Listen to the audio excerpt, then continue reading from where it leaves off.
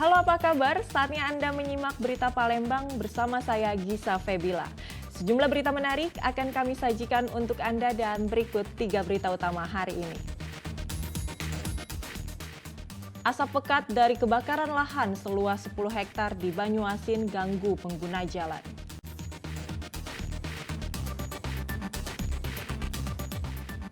Jembatan besi yang menghubungkan 4 wilayah di Pali rusak termakan karat.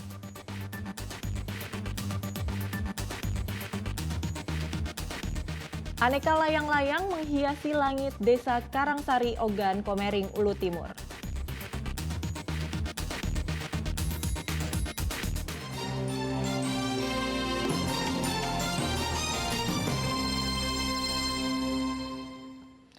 Lahan seluas 10 hektar terbakar di Desa Sungai Pinang, Banyuasin pada Rabu lalu. Kencangnya hembusan angin membuat api menjalar hingga mendekati ruko. Warga pun berupaya memadamkan api dengan peralatan sederhana. Api membakar lahan yang berada di tepi jalan lingkar Desa Sungai Pinang, Banyuasin pada Rabu siang lalu. Kebakaran lahan sangat dekat dengan ruko. Warga bersama TNI berupaya memadamkan api dengan peralatan seadanya. Kebakaran ini menghanguskan lahan sekitar 10 hektar. Api baru dapat dipadamkan setelah petugas BPBD Banyuasin menerjunkan 15 orang personilnya. Pemadaman kebakaran ini mengalami kendala akibat kencangnya angin serta minimnya sumber air untuk memadamkan api.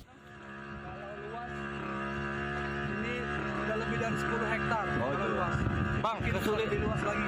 Kendalanya apa bang? Ada kesulitan nggak bang? Di sini air, Pak. Air ya? Sudah menipis, terus juga jauh dari titik api yang mau dikejar, Pak. Oh gitu. Kanal-kanal sudah mulai kering karena kemarau ini sudah terlalu panjang, Pak. Penyebab kebakaran belum diketahui pasti, namun diduga kebakaran lahan ini dilakukan pihak yang tidak bertanggung jawab. Kebakaran lahan menyebabkan kabut asap pekat menyelimuti jalan lingkar Banyuasin sehingga mengganggu jarak pandang para pengendara. Dedi Irwansyah melaporkan dari Banyuasin. Masih soal kebakaran. Kebakaran lahan belum dapat dipadamkan di Jalan Poros Palembang Banyuasin pada Kamis pagi lalu. Petugas terus berjibaku melakukan pemadaman karena api mulai mendekati pemukiman dan bangunan perusahaan sekitar.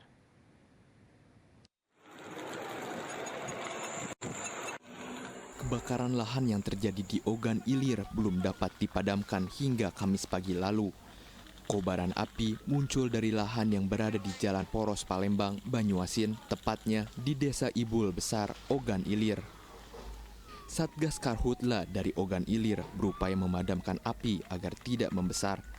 Akibat kencangnya hembusan angin, api menjalar hingga mendekati pemukiman dan daerah perusahaan sekitar.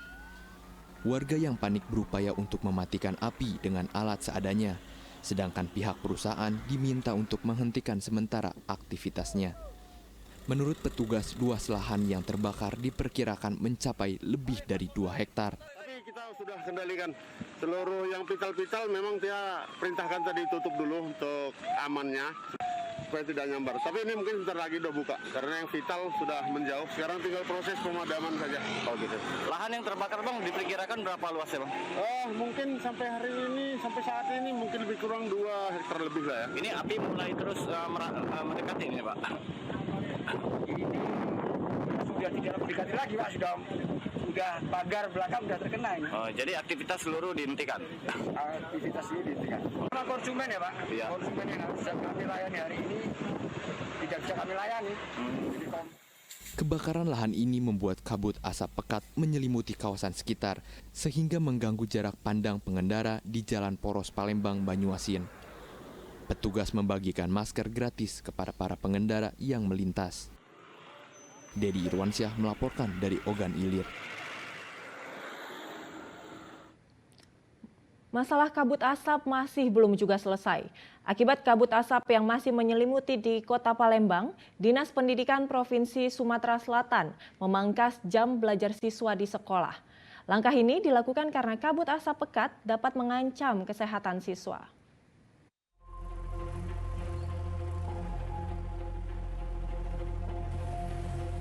Rabu pagi, kabut asap pekat kembali menyelimuti kota Palembang. Kondisi ini menyebabkan jarak pandang di sejumlah titik menjadi sangat terganggu. Kabut asap yang menyelimuti kota Palembang berasal dari kebakaran lahan di sejumlah wilayah Provinsi Sumatera Selatan. Pekatnya kabut asap di kota Palembang membuat kualitas udara masuk dalam kategori tidak sehat. Menyikapi kualitas udara yang terus memburuk, Dinas Pendidikan Provinsi Sumatera Selatan menginstruksikan seluruh sekolah untuk mengurangi jam pembelajaran dan melarang siswa melakukan kegiatan di luar kelas, termasuk pembelajaran olahraga. Jika kondisi kabut asap semakin parah, siswa akan segera diliburkan.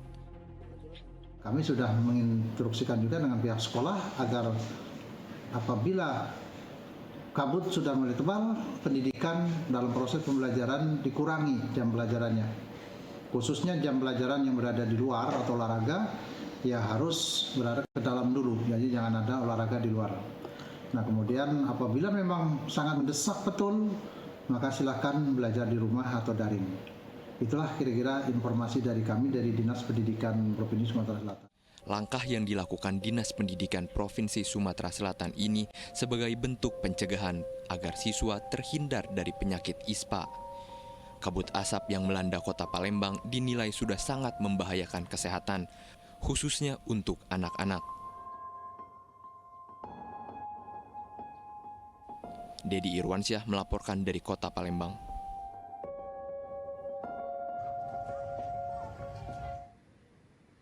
Ratusan warga Talang Putri Palembang menggelar perayaan Maulid Nabi 1445 Hijriah di Langgar pada Rabu malam. Perayaan ini berlangsung penuh kesemarakan dan penghayatan terhadap kecintaannya pada Rasulullah.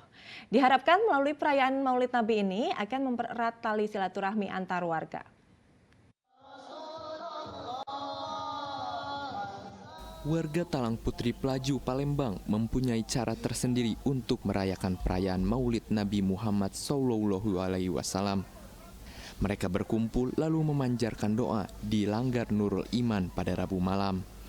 Dalam memperingati Maulid Nabi, warga diajak meneladani ajaran Nabi Muhammad yang selalu berbagi antara sesama umat manusia.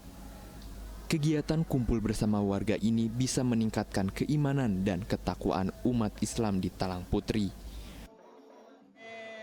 Mengadakan acara ini untuk semerah mungkin untuk memperingati Maulid Nabi besar Muhammad SAW. Mudah-mudahan dengan Maulid ini kita akan menjadikan kita lebih mendekatkan diri kepada Allah. Untuk jemaah sendiri ini dari mana saja nih Pak? Ini jemaah ini campur dari RW 05. Kami di sini RT 21. Dengan Maulid Nabi, mudah-mudahan kita akan menjalin silaturahmi ke depannya, baik dari lingkungan maupun di masyarakat umum. Mudah-mudahan akan tercapai Indonesia menjadi maju. Pengurus Langgar Nurul Iman juga mengajak jamaah untuk memakmurkan masjid sebagai tempat beribadah dan mendekatkan diri kepada Sang Maha Kuasa dalam perayaan Maulid Nabi tahun ini. Dedi Irwansyah melaporkan dari kota Palembang.